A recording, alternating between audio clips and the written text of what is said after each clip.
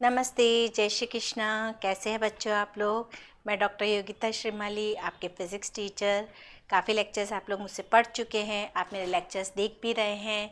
Thank you very much. Videos को like भी कीजिएगा, उससे हमें भी मोटिवेशन मिलता है। बच्चों, हम काफ़ी टॉपिक्स पढ़ चुके हैं और आज जो हम टॉपिक करने वाले हैं वो न केवल साइंस के स्टूडेंट्स के लिए बल्कि आर्ट्स एंड कॉमर्स के स्टूडेंट्स के लिए भी बहुत बेनिफिशियल है, क्योंकि जब आप आगे कोई कॉम्पिटिटिव एग्ज़ाम देने जाएंगे, न केवल साइंस के, आर्ट्स एंड कॉमर्स के भी बच्चों का एक सपना तो होता ही है कि हम आगे जाके कोई कॉम्पिटिटिव एग्ज़ाम दें, चाहे वो आरएस है, आईएएस है या और भी बहुत सारे कॉम्पिटिटिव एग्ज़ाम्स हैं। तो उसमें कैपेसिटर के क्वेश्चंस बहुत पूछे जाते हैं, और केवल कैपेसिटर ही नहीं, बेसिक फिजिक्स से रिलेटेड काफ़ी क्वेश्चंस आपके पूछे जाते हैं, है ना। तो आज जो हम चैप्टर करने वाले हैं, आज जो हम लेक्चर करने वाले हैं, उसके अंदर हम एक बहुत ही इंपॉर्टेंट टॉपिक को कवर कर रहे हैं, वो है कैपेसिटर, संधारित्र।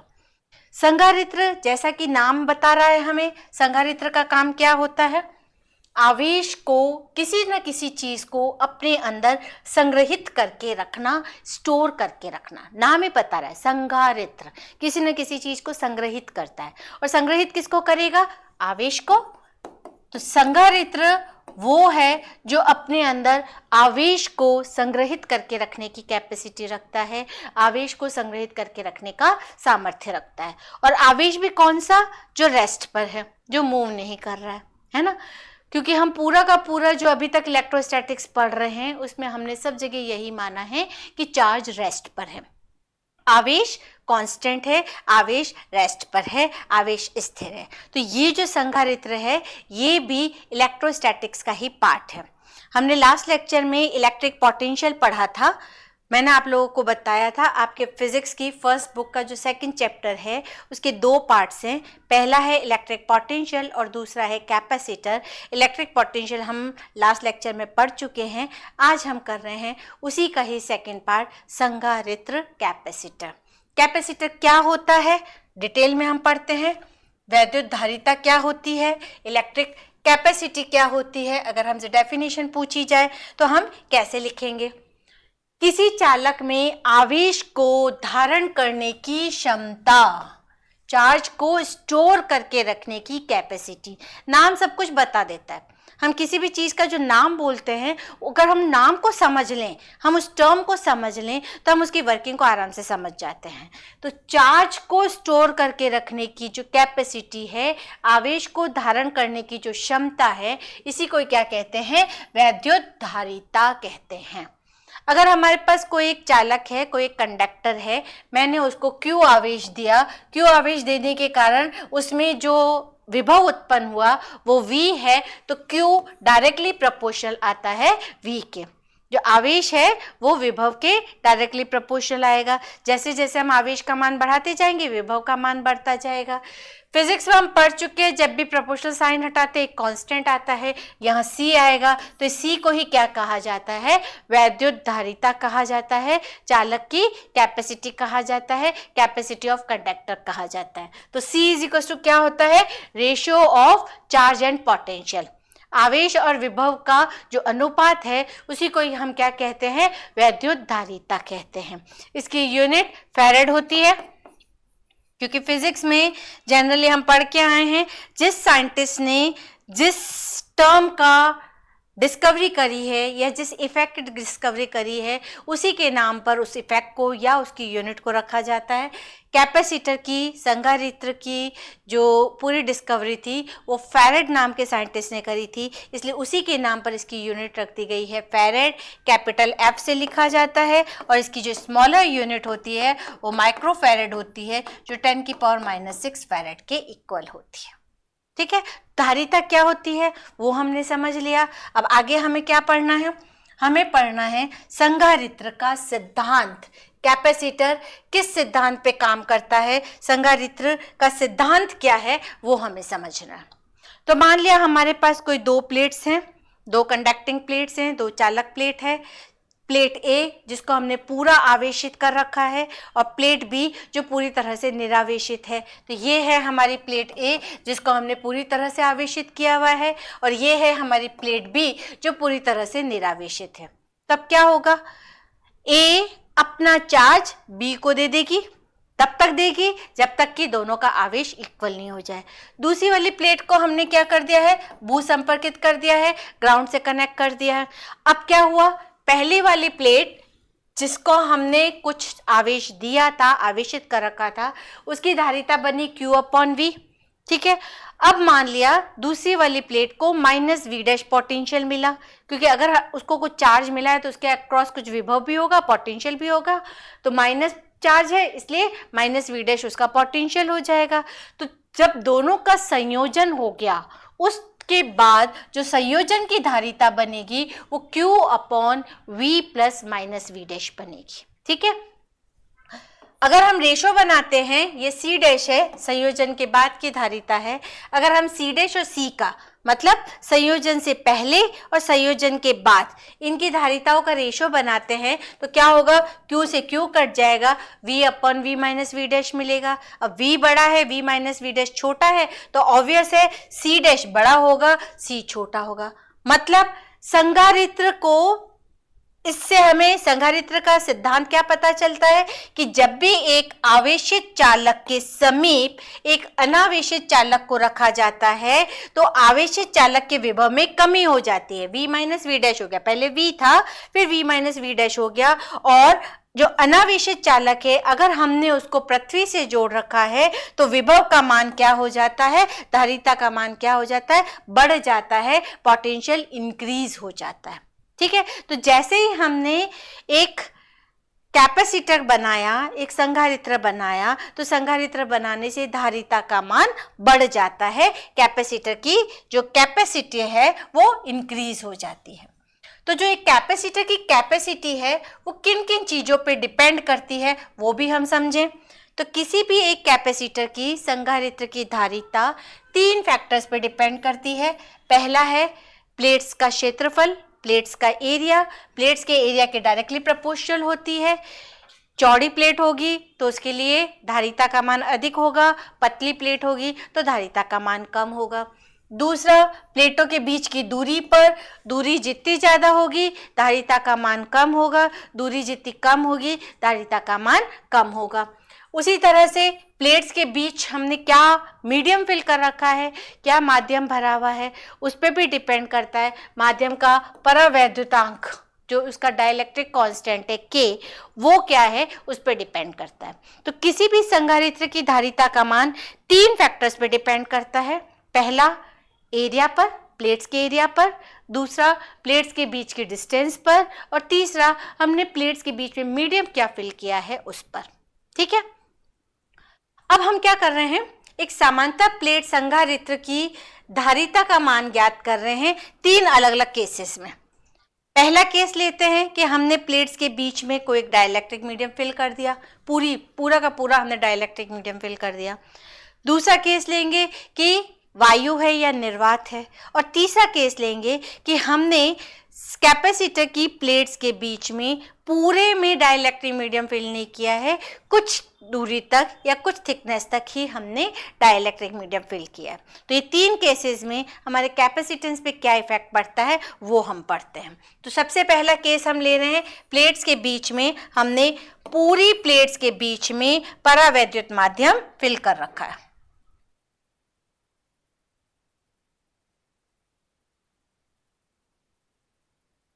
ठीक है, तो ये है हमारे पास 2 प्लेट्स हैं, ये हमारी 2 प्लेट्स हैं, एक पे +Q चार्ज है, दूसरे पे -Q चार्ज है, दोनों का एरिया A है, हमने दोनों के बीच में डाइलेक्ट्रिक मीडियम फिल कर रखा है, मान लिया उसका परावैद्युतांक K है, डाइलेक्ट्रिक कांस्टेंट K है। दूसरी वाली प्लेट को हमने क्या कर रखा है, ग्राउंडेड कर रखा है, ग्राउंड से कनेक्ट कर रखा है। हम पहले ही पढ़ चुके हैं कि दोनों प्लेट्स के बीच में जो इलेक्ट्रिक फील्ड बनता है, E बनता है, उसका मान क्या होता है, σ/ε0। अगर मीडियम है तो K लगेगा, मीडियम नहीं है तो सिर्फ σ/ε0 होगा। लेकिन होगा कहाँ, सिर्फ डाइलेक्ट्रिक की प्लेट्स के बीच में ही होगा। यहाँ और यहाँ इलेक्ट्रिक फील्ड की वैल्यू 0 होगी, विद्युत क्षेत्र का मान 0 होगा। ठीक है, आगे बढ़ते हैं।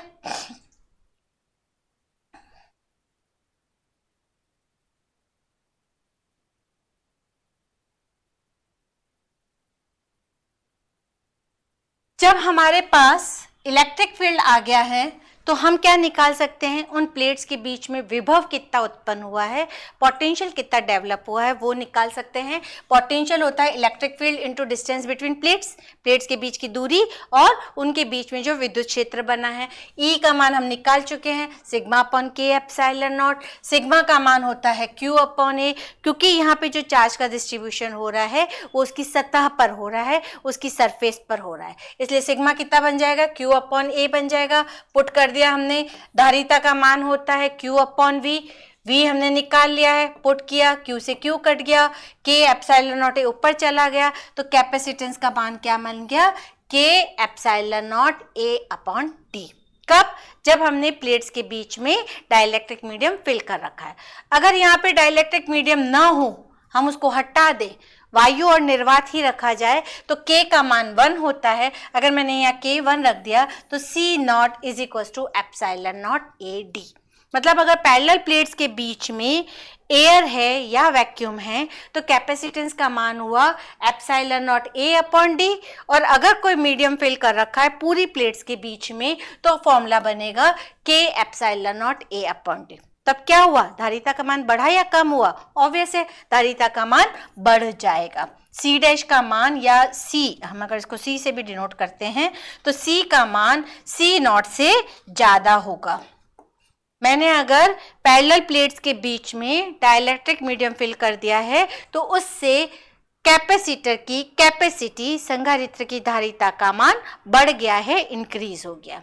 ठीक है, नेक्स्ट में हम पढ़ते हैं कि अब हम पूरे में नहीं भर रहे हैं, हम क्या कर रहे हैं, कुछ एक थिकनेस तक ही डाइलेक्ट्रिक मीडियम फिल कर रहे हैं।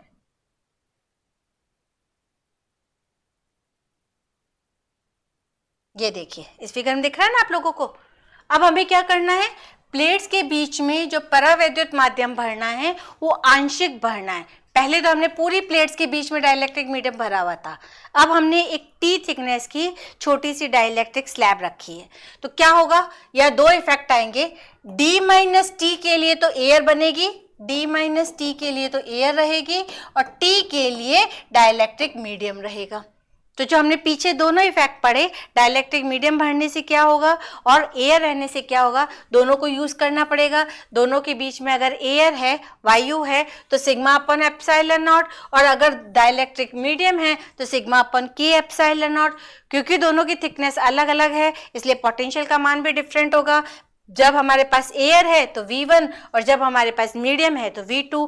एयर के लिए E not D minus T, medium के लिए E इंटू टी, क्योंकि हमारा जो डाइलेक्ट्रिक मीडियम है वो T थिकनेस के लिए है और एयर हमारी D माइनस टी थिकनेस के लिए। ठीक है, E नॉट का मान और E का मान रख दिया, sigma upon epsilon not, sigma upon के एप्सिलॉन नॉट, कॉमन क्या आ जाएगा, sigma upon epsilon not D minus T plus T upon के। सिग्मा कितना होता है, Q अपॉन A, तो यहाँ सिग्मा की जगह हम Q अपॉन A पुट कर देते हैं।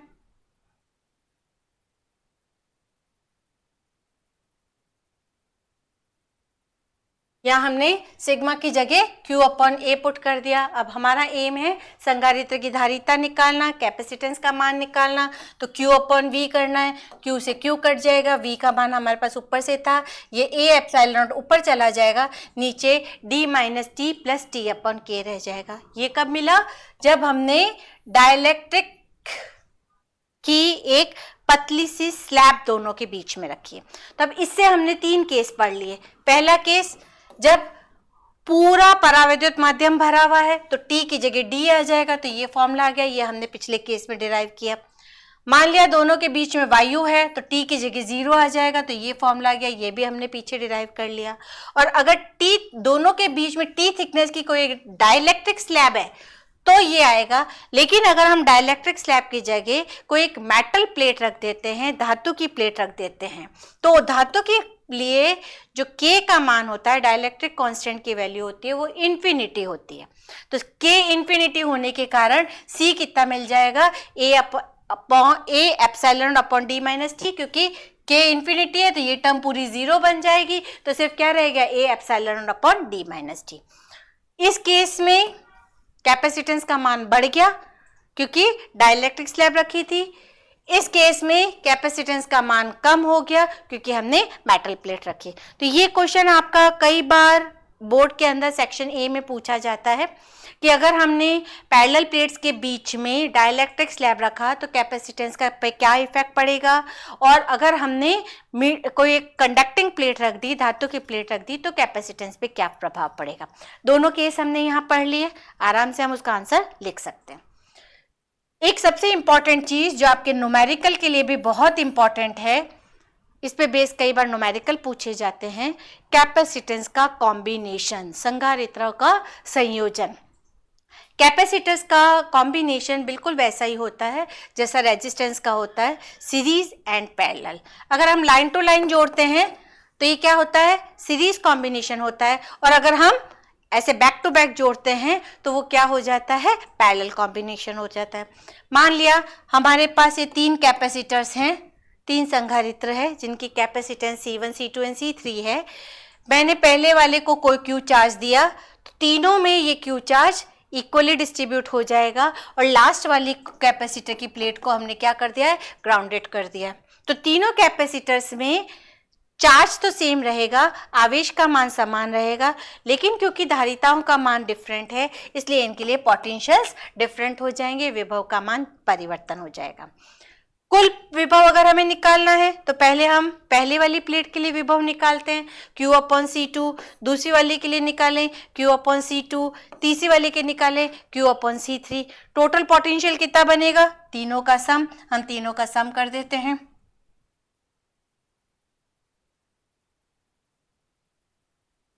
जो टोटल पोटेंशियल बना V1 plus V2 plus V3 बना Q/C1 plus Q/C2 plus Q/C3। Q तीनों में से कॉमन आ जाएगा। अगर मैं इस V को भी Q/C लिखूँ तो Q से Q कट गया, 1/C is equal to 1/C1 plus 1/C2 plus 1/C3। मतलब जब मैंने कैपेसिटर्स को सीरीज में जोड़ा तो हर कैपेसिटर का रेसिप्रोकल का सब किया जाएगा, तो टोटल पोटेंशियल इस केस, टोटल कैपेसिटेंस इस केस में क्या हो गया, कम हो गया। अगर हमें जो उपयोग में तुल्य धारिता लेनी है उसको कम करना है तो कैपेसिटर्स को कैसे जोड़ा जाएगा, सीरीज में जोड़ा जाएगा। यही रेजिस्टेंस में कैसे होता था, डायरेक्ट सम हो जाता था। तो इसका मतलब कैपेसिटर रेजिस्टर के बिल्कुल अपोजिट बिहेव करता है, प्रतिरोध के बिल्कुल उल्टा बिहेवियर दिखाता है। ठीक है, तो 2 चीजें इंपॉर्टेंट क्या है, श्रेणी क्रम में आवेश समान रहता है, Q कांस्टेंट रहता है, और तुल्य धारिता का मान कम हो जाता है जब हम सीरीज में जोड़ते हैं। दूसरा पढ़ते हैं पैरेलल कॉम्बिनेशन। हमने तीनों को ऐसे पैरेलल में जोड़ दिया। जब पैरेलल में जोड़ेंगे तो पोटेंशियल सेम रहेगा, लेकिन तीनों में चार्ज का डिस्ट्रीब्यूशन अलग अलग हो जाएगा। पहले वाले को Q1 मिलेगा, दूसरे को Q2 मिलेगा, तीसरे को Q3 मिलेगा। अब अगर अपन वैल्यू देखें तो Q1 बना C1V, Q2 मिला C2V, Q3 मिला C3V। आवेश संरक्षण नियम क्या कहता है, टोटल चार्ज हमेशा कांस्टेंट रहेगा। तो हमने तो तीनों का सम कर दिया, Q1, Q2, Q3 का मान रख दिया। तीनों में से क्या कॉमन आ गया, V कॉमन आ गया। हम V कॉमन ले लेते हैं तीनों में से।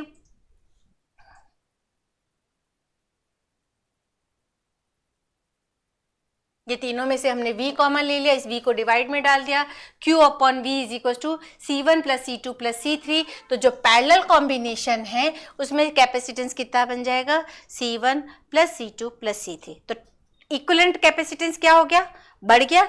जहां हमें तुल्य धारिता का मान बढ़ाना है, इक्विवेलेंट कैपेसिटेंस की वैल्यू इंक्रीज करनी है, तो वहां कैपेसिटर्स को पैरेलल में जोड़ा जाएगा, और पैरेलल में पोटेंशियल सेम रहेगा, विभव का मान समान रहेगा। ये किसकी तरह बिहेव कर रहा है, अगर अपन ये रेजिस्टर्स को देखते हैं तो रेजिस्टर्स का पैरेलल कॉम्बिनेशन क्या हुआ, ये हुआ।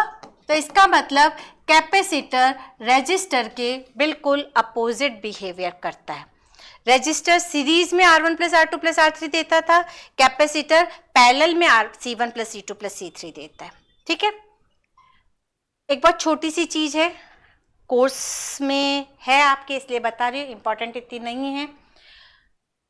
पोलराइजेशन क्या होता है, परावैद्युत जो हमने मीडियम फिल किया है उसका ध्रुवण क्या होता है। सबसे पहले तो हम ये समझते हैं कि पोलर और नॉन पोलर सब्सटेंस क्या होते हैं, परावैद्युत और जो नॉर्मल सब्सटेंस है वो क्या होते हैं। हमने पढ़ा हुआ है हर एटम में न्यूक्लियस होता है जो सेंटर में होता है, नाभिक सेंटर में होता है जिस पे प्लस चार्ज होता है, और इलेक्ट्रॉन उसके चारों तरफ घूमते रहते हैं। मतलब पॉजिटिव अलग होता है और नेगेटिव अलग होता है। नाभिक के अंदर इलेक्ट्रॉन नहीं होते हैं, ये होते हैं नॉन पोलर, जिसमें पॉजिटिव और नेगेटिव दोनों एक दूसरे से अलग अलग हो, सेपरेटेड हो, उनको हम कहते हैं नॉन पोलर अध्रुवीय पदार्थ। ठीक है, और अगर यही पॉजिटिव और नेगेटिव एक दूसरे के साथ कॉन्साइट होके रहते हैं, एक दूसरे के साथ जुड़े हुए रहते हैं, अगर यही इलेक्ट्रॉन नाभिक के अंदर इतना दृढ़ता से जुड़े हुए हों कि उनको अलग न किया जा सके, तो वो क्या कहलाएगा? परावैद्युत कहलाएगा। हमारी जो पैरेलल प्लेट्स थी, संधारित्र की प्लेट्स थी, यहाँ पे पॉजिटिव चार्ज था, यहाँ पे नेगेटिव चार्ज था, इसके बीच में हमने एक डाइलेक्ट्रिक स्लैब रख दी, हमने एक परावैद्युत पदार्थ रख दिया। तो परावैद्युत पदार्थ के अंदर जो पॉजिटिव और नेगेटिव चार्ज हैं वो कैसे बिहेव करेंगे? ये पॉजिटिव और नेगेटिव चार्ज है। अब होगा क्या? इस पॉजिटिव और नेगेटिव जो प्लेट्स पर पॉजिटिव और नेगेटिव चार्ज हैं, जो संधारित्र की प्लेटों पर धन और ऋण आवेश है, उसके कारण से एक इलेक्ट्रिक फील्ड बनेगा जिसकी डायरेक्शन होगी ये पॉजिटिव प्लस टू माइनस होता है। जो विद्युत क्षेत्र का मान होता है वो प्लस से माइनस होता है, तो इलेक्ट्रिक फील्ड की डायरेक्शन ये होगी किसके कारण से? प्लेट्स पर जो चार्ज है उसके कारण से। लेकिन जो ये डाइपोल है, ये डाइपोल क्या करेंगे? अपने आप को ऐसा अलाइन करेंगे कि उनके कारण से जो इलेक्ट्रिक फील्ड बन रहा है उसकी डायरेक्शन इस इलेक्ट्रिक फील्ड के अपोजिट हो। मतलब समझा देती हूँ डायग्राम बनाकर आपको। जो डाइपोल था उसका नेगेटिव प्लेट के पॉजिटिव की तरफ और डाइपोल का पॉजिटिव प्लेट के नेगेटिव की तरफ होगा। तो डाइपोल के कारण जो इलेक्ट्रिक फील्ड बनेगा उसकी डायरेक्शन ये हो जाएगी। ठीक है, तो जब ये पॉजिटिव और नेगेटिव एक दूसरे को ऐसे अलाइन कर लेते हैं opposite to the electric field of parallel plate, जो हमारे संधारित्र की प्लेट्स हैं उनके अपोजिट डायरेक्शन में अपने आप को इस तरह से अलाइन करते हैं, इसी प्रोसेस को क्या कहा जाता है? परावैद्युत पदार्थ का ध्रुवण कहा जाता है, डाइलेक्ट्रिक मटेरियल का पॉलराइजेशन कहा जाता है। पहले ये पॉजिटिव और नेगेटिव एक साथ थे, एक दूसरे के साथ जुड़े हुए थे, लेकिन जैसे ही इसको पैरेलल प्लेट्स के बीच में रखा, प्लेट्स के इलेक्ट्रिक फील्ड के कारण इन दोनों ने अपने जो इसके पॉजिटिव और नेगेटिव थे वो अलग अलग हो गए। और कैसे अरेंज हुए? उस डायरेक्शन में अरेंज हुए जिस डायरेक्शन में पैरेलल प्लेट्स की इलेक्ट्रिक फील्ड की अपोजिट डायरेक्शन है। तो ये बेसिकली पैरेलल प्लेट्स की जो इलेक्ट्रिक फील्ड है उसको कम करने की कोशिश करती है, विद्युत क्षेत्र को कम करने की कोशिश करती है। यही जो पूरा प्रोसेस है, यही फिनोमिना है, इसको क्या कहते हैं? पोलराइजेशन ऑफ डाइलेक्ट्रिक कहते हैं, परावैद्युत माध्यम का या परावैद्युत पदार्थ का ध्रुवण कहते हैं। जो ये वाला कॉम्बिनेशन वाला टॉपिक है अपना, इस पर और प्लेट्स के बीच में डाइलेक्ट्रिक मीडियम रखा है या मेटल प्लेट रखी है, उस पे आपके न्यूमेरिकल्स बहुत ज़्यादा आते हैं एग्जाम में, उनके न्यूमेरिकल्स की प्रैक्टिस करनी है आपको। बाकी का थ्योरी का पार्ट केवल यही बनता है, सारा का सारा डेरिवेशन है, आपने देखा है पूरे टॉपिक में मैंने आपको डेरिवेशन कराए हैं। सारे डेरिवेशंस बहुत इंपॉर्टेंट है एग्जाम के लिए, मोस्टली कॉम्बिनेशंस। और हमने प्लेट्स के बीच में अगर डाइलेक्ट्रिक स्लैब रखी तो इफेक्ट क्या पड़ा, एयर की प्लेट रखी तो क्या इफेक्ट पड़ा, मेटल की प्लेट रखी तो क्या इफेक्ट पड़ा। तो ये टॉपिक आपका न्यूमेरिकल्स के लिए भी बहुत इंपॉर्टेंट है और डेरिवेशंस के लिए भी बहुत इंपॉर्टेंट है। आराम से आप मार्क्स इसके अंदर एक्वायर कर सकते हैं। कैपेसिटेंस का एक क्वेश्चन तो बोर्ड के एग्जाम में 100% पूछा ही जाता है। आप पिछले ईयर्स के पेपर्स उठा के देखिए, आप लोगों को समझ में आ जाएगा कि कैपेसिटेंस बहुत इंपॉर्टेंट है। और केवल बोर्ड के लिए ही नहीं, आगे जो आप कॉम्पिटिटिव एग्जाम देंगे उसके लिए भी संधारित्र कैपेसिटेंस बहुत इंपॉर्टेंट है। ठीक है, तो आपको करना क्या है? डेरिवेशंस को हाथ से लिखना है, न्यूमेरिकल्स की प्रैक्टिस करनी है। कौन से न्यूमेरिकल्स? एनसीईआरटी के न्यूमेरिकल्स। एक बार पहले एनसीईआरटी के न्यूमेरिकल्स करिए, उसके बाद अगर आपके पास समय हो तो आप लोग बोर्ड के पुराने 10 साल के पेपर्स के न्यूमेरिकल्स कर लिए, बस, इससे ज़्यादा नहीं करना है। ठीक है, जब आप कॉम्पिटिटिव एग्जाम में जाएंगे तो आप और हायर लेवल पे पढ़ना, लेकिन बोर्ड के लिए आपको इतना ही करना है। ये एक बार कर लो, उसके बाद आगे करना है। ठीक है, तो पढ़ते रहिए, वीडियो को लाइक ज़रूर करिए, चैनल को सब्सक्राइब ज़रूर करिए, अपने फ्रेंड्स में शेयर करिए ताकि ज़्यादा से ज़्यादा बच्चों को फिजिक्स के कॉन्सेप्ट्स क्लियर हो सके। मिलते हैं ऐसे इंटरेस्टिंग टॉपिक के साथ, ऐसे इंटरेस्टिंग लेक्चर के साथ। तब तक के लिए थैंक यू वेरी मच।